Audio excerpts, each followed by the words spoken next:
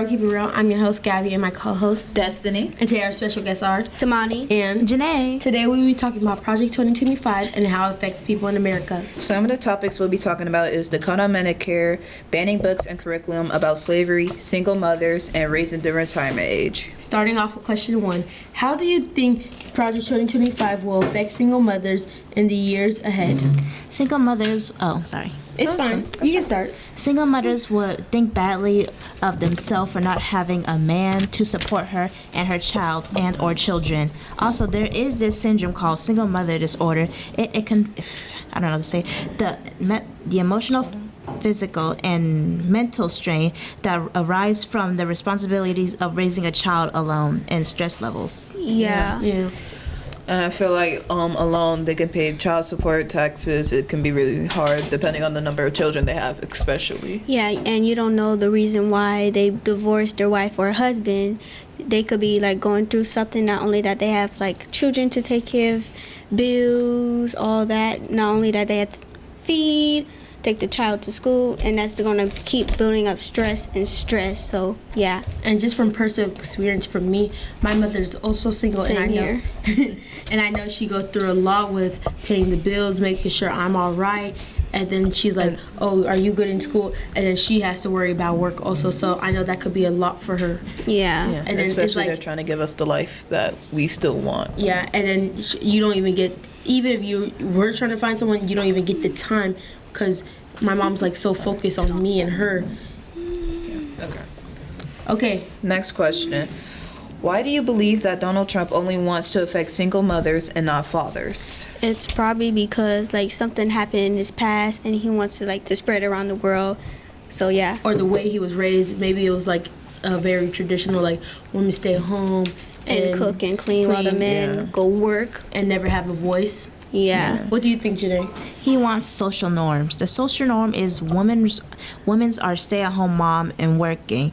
The man goes out to work and provide food. He wants like back in 19-somethings. Yes. Yeah, I can agree. What about you, Des?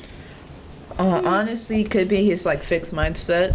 In my opinion, he just thinks the world should be just this one way that he agrees that the world should be.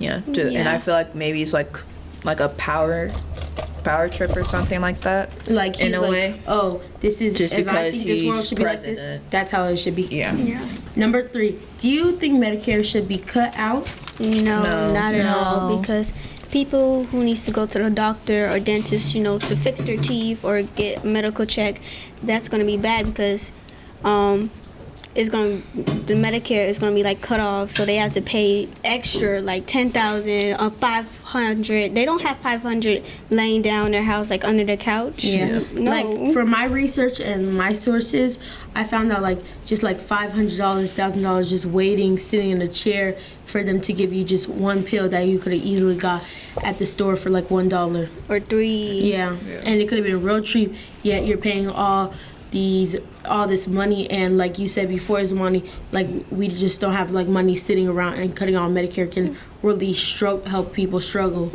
especially athletes. I think. Yeah. Like police. Yeah. People, like all soccer, that. Football. Especially to police when they get into injuries. Yeah. Cutting Medicare will hurt a lot of people physically, mentally, and financially. Yeah. I can agree on financially. Like, yeah, especially on that. There's many things, like you could lose your house, you could lose support for your family, your car. You have to sell your car to like pay your medical bills. And I think it's really bad because even with injuries in general, there's some people, like autistic people, who have to go in for like daily checkups and everything like that. So it can't, and sometimes they can't control it, and those checkups can cause a lot. Yeah. Depending on like what they are.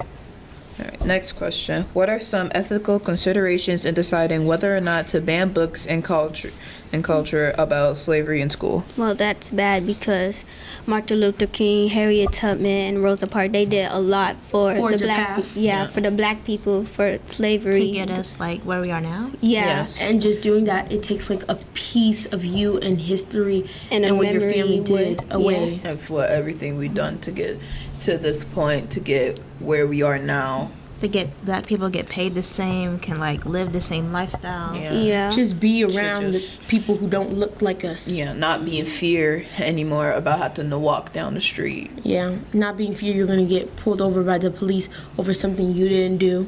Yeah, Just or by your just being talked about, Yeah. getting glanced at. To me, if I feel like if they will take that away from the next generation, it can bring back old habits of slavery. Yeah. That's what I believe. Because if you're willing to take that away, you can willing to take away the Amendment 13, 14, and the 15th Amendment, Yeah. which And I feel like condones slavery. they wouldn't even know that it was bad because that piece was taken away from them. They would just think that, oh, it's normal. Yeah, it's okay to bully black kids. And black kids can bully themselves in a way. And they But- would just like downgrade themselves, like you Without don't feel like even you're knowing worthy it. enough. Yeah. Question 5: what long-term effects do you think can happen if Project 2025 banned books about slavery? Like we said before, it was a piece of history. Yeah. Like their hair color, their hair being a different way, how they talk. Like sometimes like Have an Jamaican, accent. like Jamaicans, all that stuff. They have like Africans. a little accent. Look at people who don't look like them and try to be them Yeah. when Yeah. you know inside, deep down, You that's feel not something really who you are. missing. Yeah. Like a piece of you is missing, and little by little, every time we take away history, it's like a piece of you goes missing, to a point You may not where you can't fe- find yourself Yeah. anymore. Yeah. But for that situation, I don't think they should ban books Not at all. because you're just the next generation needs to know about it. Like kids will probably be confused when they see adults or their parents treating black people other race differently, and it might, you know how kids be when they like mimic their parents. Yeah. Yeah. Especially if the parents are bad. And I feel like even though if this plan does go through, I believe black parents out there should really try to teach their kids still about black history. Yeah, or like keep And a their book roots. on the side Yeah. Yeah. and tell them secretly. Yeah. Alright. Not even secretly, but let them know where they came from and who their people are and the path they made to help us in this generation. Yeah. Yeah. All right, next question. Do you believe that Donald Trump should raise the retirement age for Project 2025? No. No. No. Not at all. Some information me and Zamani found out Okay. is Zamani will tell you right now. Okay, let me start. 1937 early at 65. So at that time, the retirement age was 65. In 1938, 65 and 4 months was the retirement age. Yeah. 1939, 65 and 4 months. That was the retirement age. In 1940, 65 and 6 months was the retirement age. 1941, 65 and 8 months. That was the retirement age. 1942, 65 and 10 months was the retirement age. So yeah, 1943 plus, equal. I'm like going to 1945. 1945. 54 54 is 66. 1955, 66 and 2 months. 1956 is 66 and 4 months. Well, y'all get the point. So if you were born in the 1960s or later, your full retirement age is like around the 67 areas. Yeah, And to me, that wasn't like not at all. But not a bad thing, but if you're trying to retire, you don't know what that person could go through. Yeah, in Yeah. a way. Like, I read on an article that the retirement age has gone up because studies have shown that we've improved over the years. yeah, even though there's In a no way. mandatory retirement age Yeah. down here in Florida, I believe like around 65 should be like the stop, so you can really just soak in and really enjoy your last few years of living. yeah, Like you should just get time to spend with your family or focus on something you love doing. Like a old Yeah. hobby that Yeah. you picked up. Number 7, if you were able to change your retirement age, what would you change to it? okay. It's either 60 or 62. Yeah, like late 50s, early 60s, probably like 60, 61, basically.